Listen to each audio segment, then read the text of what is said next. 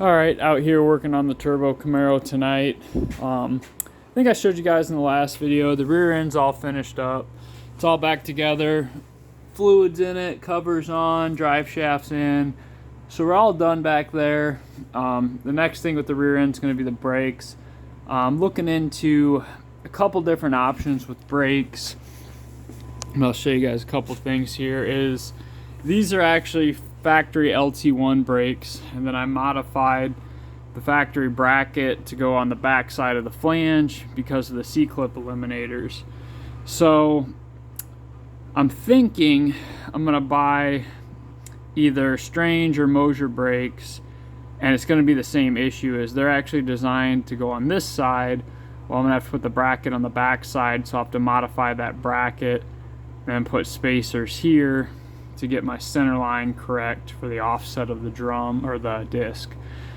So I got to look into that a little bit more, make some decisions there. But I've got some ideas, and I'm 99% sure I can make either of the options work. I just want to see which option is going to be the easiest option and makes the most sense. Another thing I did is I actually added 3/4 inch of travel to the rear shocks, so downward travel. So that'll be helpful with the radial stuff. Basically, I just made shock extensions for the top of the shocks, gave us 3/4 of an inch more travel, so the rear end's 3/4 of an inch lower. I went ahead and checked my drive shaft clearance down the tunnel into the safety loop. It's a little close, but it's perfectly fine. We're at full travel right now, and everything's nice and clear. But what I was working on tonight when I was looking at is another thing is I need to do one of two things. I need to either loosen up the torque converter like another 200 RPM or add a dump valve to help loosen up the torque converter. I'm not sure which route I'm going to go yet, but I've got to do one of the two. It works the way it is, but ever since we went to the 102 turbine wheel, it moved our power up a little bit and made it spool just a little worse. And for 90% of the stuff out there, it's not going to be an issue. But for this one, it is, because we were already working with a tight converter. Now we just moved it up a little more, so now it's become a little bit more of an issue. And we didn't have any issues at the end of the season because the weather's nice, but as soon as you're in the middle of the summer, now it's an issue. So I came up with this idea, and I actually seen it on Turbo John's YouTube channel, so give him a shout out there. But he was just using a nitrous fuel solenoid. And basically how this circuit would work is you're going to come out of the transmission cooler line, so the bottom line, it would just attach to your transmission, and your cooler line would just go out and go back to your cooler. This tees into that circuit, goes to your solenoid, and then I just loop this back into the pan, or in my case I was going to go into the old TV cable hole. I've got that tapped for this size. And then what you do is activate this with 12 volts when you're on the trans brake. That'll bypass your cooler circuit, return it back to the pan. So on the trans brake, activates the 12 volts. Now this fluid's going to bypass and go back into the pan through here. It's still going to continue to go on its other path as well. What that's going to do is drop your fluid pressure and volume, which is going to fill the torque converter a little slower and make it just a little bit looser. So this is kind of one of the ways to do an external dump valve.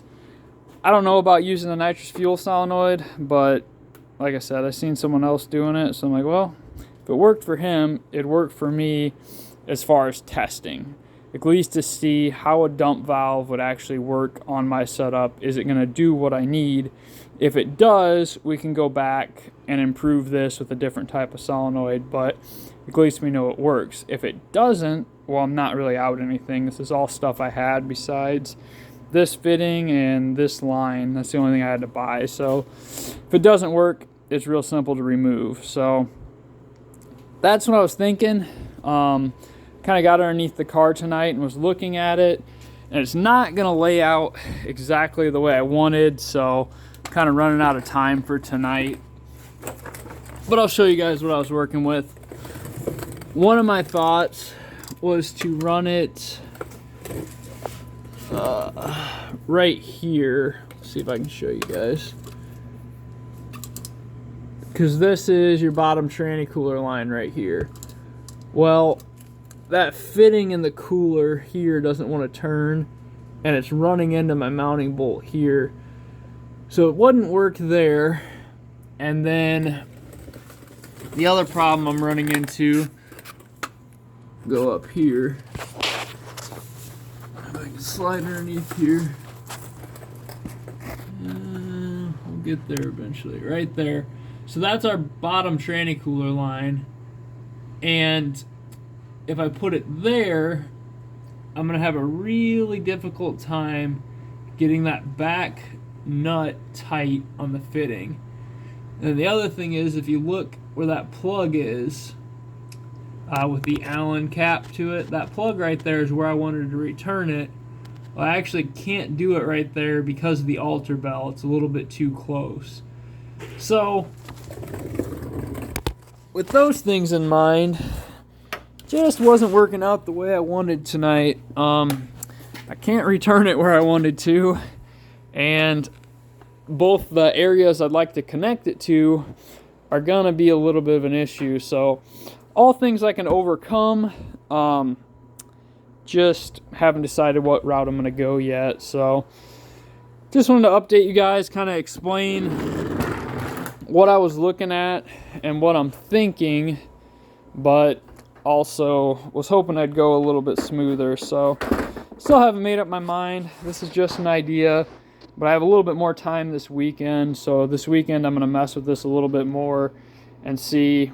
I think I can get it mounted up to the transmission itself on that lower line. It's just going to be a little bit of a pain, but I think I can get this there and then drill a hole in the pan at the back and return it to the top of the pan. So I think that's what I'm going to end up doing.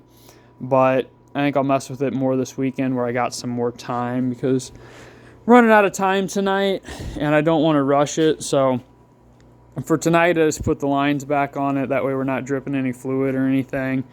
And I'm going to work on it a little bit more this weekend and come up with a better game plan. But hopefully that helps you guys that were wondering what an external dump valve is.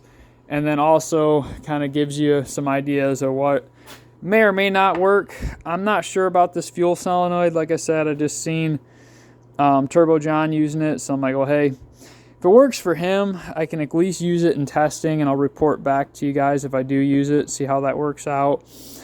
Long term, I'm not sure how well it would work, but it at least let us do some testing to see if it does do what we want and get the converter to loosen up the way we want. So I will let you guys know how all this goes. Just figured I'd update you guys with the progress of the car. We're still chipping away at it. It's still winter time, so got a little bit more time, but I'd also like to be a little bit further along with the car as well, because the further I get, the more time that gives me to get into other things and other areas with the car. So we'll keep chipping away, and don't forget to like and subscribe and keep it saucy.